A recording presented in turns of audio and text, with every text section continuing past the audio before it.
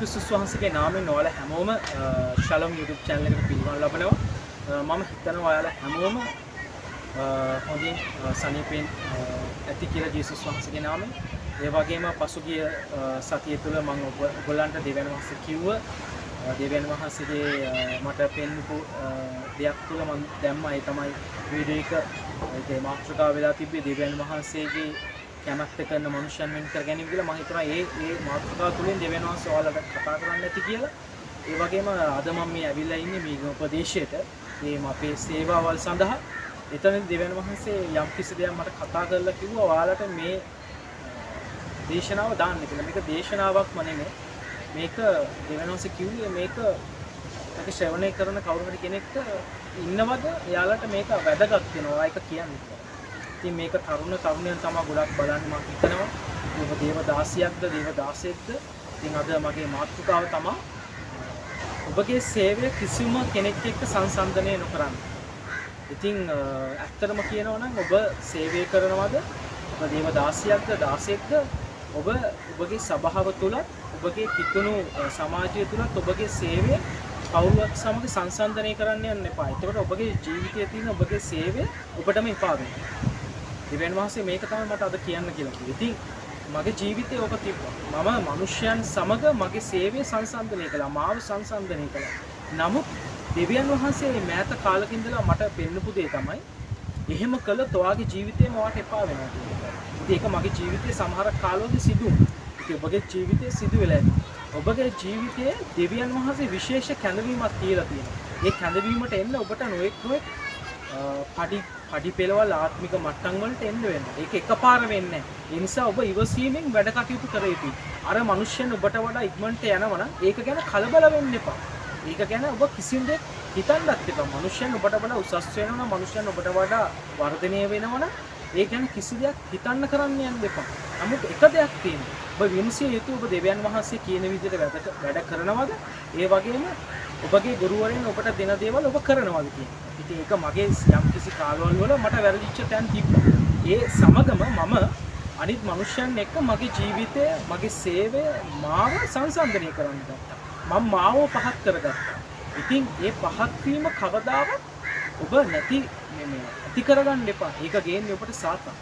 ඉතින් අද තරුණයන් සේවයට ආවහම එයාලට වෙන්න ඕනේ ප්‍රපෙත්තු.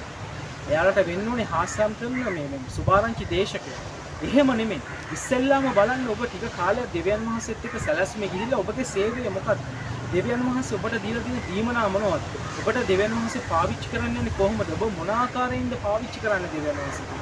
ඉතින් ඔබට පොඩි සේවයක් වෙන්න පුළුවන් දෙවියන් වහන්සේ දැන්ට දීලා තියෙනවා. නමුත් ඔබ ඒක අනිත් මනුෂ්‍යයන් දෙස බලන්නේ නැතුව ඔබ ඒ සේවය කරන්න. ඔබට බයිබලයේදී කියන්න දීලා තියෙන උදාහරණයක්. ඔබ ඒක බය නැතුව දෙවියන් වහන්සේ තුල කරන්න. ඔබට වර්ෂිප් එක දෙවියන් වහන්සේ දීලා තියෙනවා. නමස්කාරයද කරන්න. ඔබ බය නැතුව ඒ නමස්කාරය කරන්න.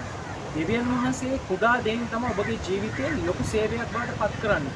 නැත්තම් ඔබ ලොකු බලවත් දේවදාසයන් දිහා බලවත් ඔබට වඩා ඉන්න දේවදාසයන් දිහා බලවත් ඔබගේ වටේ ඉන්න සේවය කරන මිනිසයන් දිහා බලවලව ඔබ කවදාවත් ඔබගේ සේවය මනින්න යන්න එපා.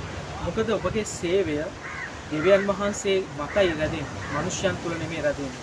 ඔබ දෙවියන් වහන්සේගේ කැමැත්ත අනුව දෙවියන් වහන්සේ කියන විදිහට වැඩ කරනවා නම් ඔබ ඒකට ප්‍රශ්නයක් වෙන්නේ. ඒකයි මම මුලින්ම කිව්ව ඔබ මතක තියාගන්න. ඔබ දෙවියන් වහන්සේ කියන දේද කරන්නේ ඔබගේ ගුරුවරයන් කියන දේද කරන්නේ.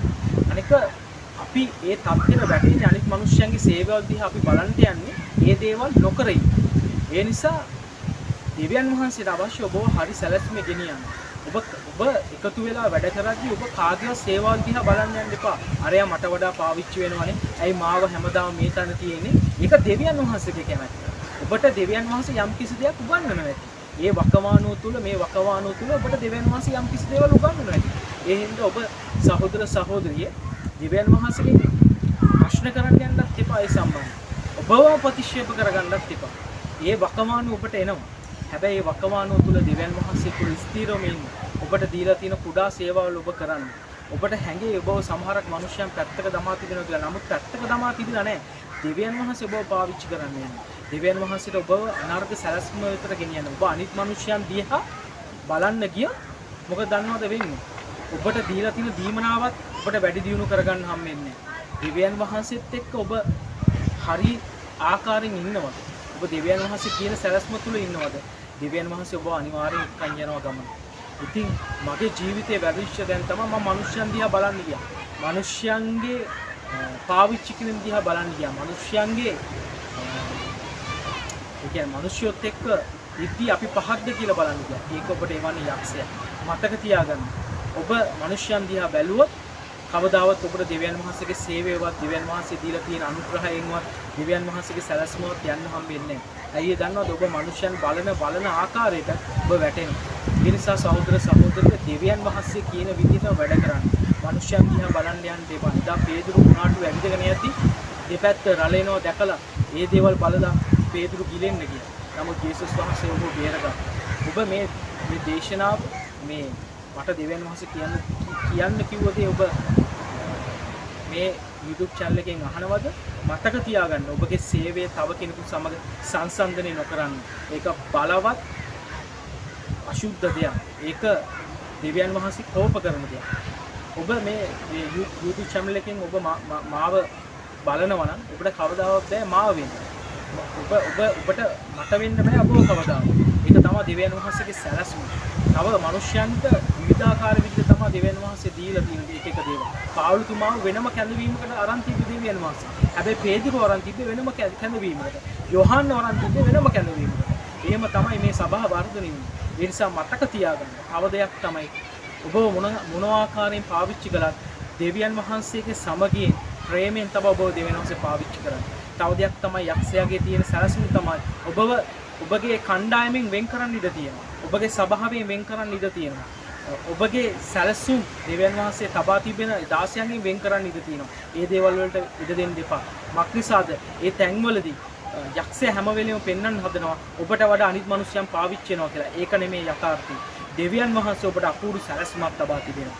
මතක තියාගන්න. අනිත් මිනිස්යන් ඔබ බලන්න ගියොත් සහෝදර සහෝදරි ජීවිතේටවත් ඔබට ඔබගේ සේවය කරගන්න හම්බෙන්නේ නැහැ. ඒක මේ ස්ථිර වශයෙන්ම කියන්නේ දෙවියන් වහන්සේ පමණක් දිස බලන්න. දෙවියන් වහන්සේ ඔබට තබා තිබෙන සැලැස්ම පමණක් බලන්න.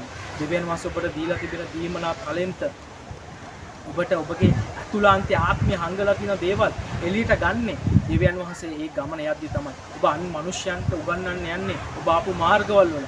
ඔබ ආපු කුණාටු වල. ඒ නිසා කුණාටු වලටවත් ඒ කිසි දෙයකට බය වෙලා ඔබට සේවය කරන්න බෑ. ඔබ ඒ වලට නොබියව මුණ දෙන්න ඕනේ. ඒ නිසා අනිත් මනුෂ්‍යයන්ව සංසන්දනය කරන එක නවත්තන්න. අද මං පෙර කිව්වා වගේම අද තරුණ ගොඩක් තියෙන සහෝදර සහෝදරිය ලොකු දේවදාසියෝ බලාගෙන එයාලගේ කෝට් දිහා බලාගෙන එයාගේ සපත්තු දෙක දිහා බලාගෙන මතක තියාගන්න. ජේසුස් වහන්සේ ඉස්සෙල්ලාම ඉපදුනහම දේවදූතයන් ගිහලා කාටද කිව්වේ?